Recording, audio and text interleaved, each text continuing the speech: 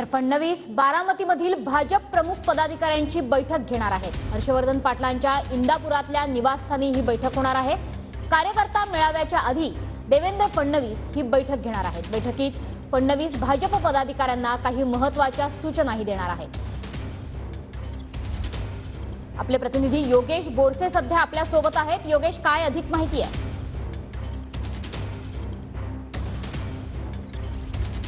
याच वेळात देवेंद्र फडणवीस हे इंदापुरात दाखल होतील आणि आज इंदापुरात भाजप कार्यकर्ता मेळावा पार पडणार आहे। मात्र या मेळाव्यापूर्वीच हर्षवर्धन पाटील यांच्या निवासस्थानी बारामती लोकसभा मतदारसंघातील भाजपच्या काही प्रमुख पदाधिकाऱ्यांसोबत देवेंद्र फडणवीस हे बैठक घेणार आहेत आणि या बैठकीत काही सूचना सुद्धा देवेंद्र फडणवीस या सर्व पदाधिकाऱ्यांना देणार आहेत।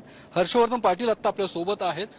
बैठक सुद्धा पार पडणार आहे आणि त्यानंतर मेळावा असणार आहे। काय बैठकीतला नेमका काय विषय असणार आहे? आता थोड्या वेळामध्ये देवेंद्र फडणवीस साहेबांचे हेलिकॉप्टर इथं लँड होईल आणि बारामती तालुक्यातले भारतीय जनता पक्षाचे जे प्रमुख आणि जे ज्येष्ठ सहकारी आहेत, मग चंद्रराव अण्णा तावरे असतील, रंजन काका असतील, इतर सर्व ही सगळी मंडळी येऊन थांबलेली आहेत। इथं आल्यानंतर त्यांच्याबरोबर एक बैठक आहे आणि ती बैठक झाल्यानंतर मग इथून रॅलीनी सभेच्या ठिकाणी जायचंय।